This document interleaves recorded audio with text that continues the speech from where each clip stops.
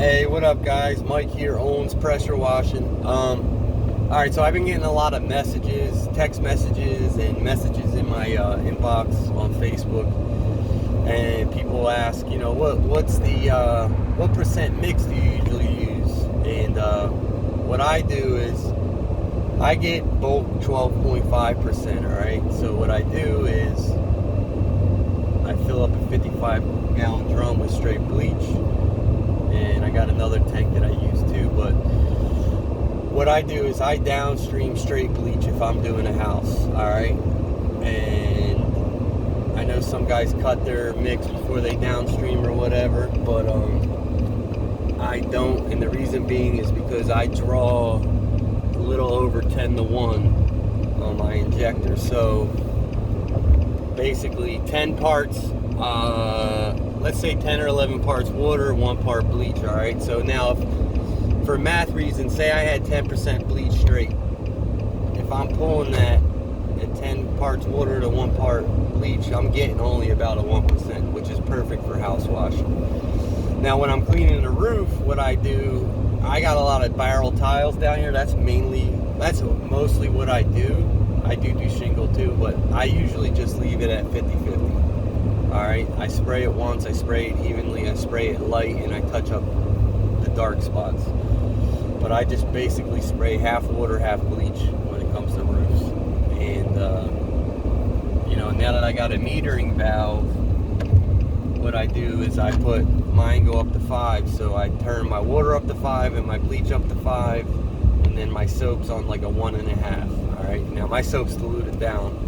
But so when it comes to roofs, I spray about 50-50, and then when it comes to house washing, you want to be around the 1%, and that's basically what I do. Now, there's times like stucco houses where I'll downstream and it'll be good. Then there's times where there's spots where it's not good. So what you want to do is when you're doing, say you're doing stucco and it's not coming clean with 1%, you can bump it up to 2. I know some guys that do 3. I've seen guys do 50-50 on stucco, which is doable, but I don't know, I'd be scared to death that I was going to kill some plants. So I do know as long as you keep everything wet, though, you'll be alright. You know what I'm saying? So make sure you always have a ground guy when you're spraying strong chemical, and you gotta get the plants wet and soaking before you start, so they start drinking that fresh water up. And the theory behind that is, so if you do get a little on the plant, you can rinse it right off, and then if the plant won't be so quick to suck that bleach in, if it's already quenched its thirst with fresh water, you'll be good. But that's basically it. So I do a 50-50 for roofs, and I do around the 1% for houses.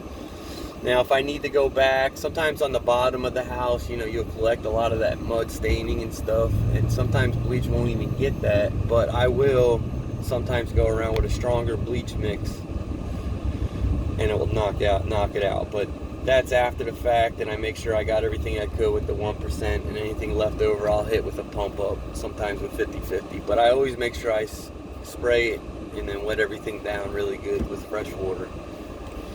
But if you are spraying a stucco job with 3% or 4%, you want to make sure that you got all the plants wet beforehand, because that stuff's pretty strong, but I basically recommend a 1%, because most of the stucco I do is painted anyway, so it kind of cleans up just like, I guess, vinyl would. It's a painted surface, and it comes right off, gets the cobwebs and the dirt.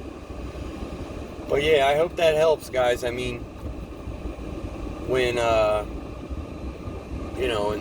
I could make other videos, but like with those bottom stains on the bottom of the house, the clay gets up on the bottom of the house from the rain dropping or whatever, coming off the roof, hitting the ground, and then dripping up on, splashing up on the wall. And then basically the rust that's in the ground gets on the wall. So that's why sometimes when you wash a house at the bottom, it's usually an extra dirty.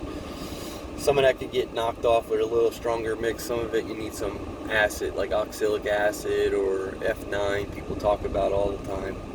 I have never used the F9, but oxalic has been working for me. But yeah, when it comes to mixing, like I said, the goal is, I guess you could say, is you want to use a little bit of chemical that you need. You know, you want to use just what you need. You don't want to overdo things, and you don't want to underdo things. So you got to play around with your mixes sometimes, but you got to be extra careful. You know, anything over a house wash mix can be really dangerous to be spraying on plants. So, you know, just make sure you know, you're careful, and when you mix this stuff, you know, you're not breathing it in either. But yeah, so that's it, guys. I mean, I use Snotminade as, I'm trying to think of some other questions people ask. I use Snotminade as my soap. With my metering valve that I made, I take I take 4 gallons of water. I got a little 5-gallon, I think they call it Cartboy or whatever. It's like a 5-gallon handle drum. I put 4 gallons of water in it and a gallon of Snotminade, and I drop my soap tube in there, and I put my metering on a 1.5, and that's usually good. And it lasts a while. It lasted, you know, a couple jobs. So that's it, guys. I mean, if you have any questions you could ask, I don't mind answering. And make sure you like and subscribe, guys. I'll keep making videos. All right, take care.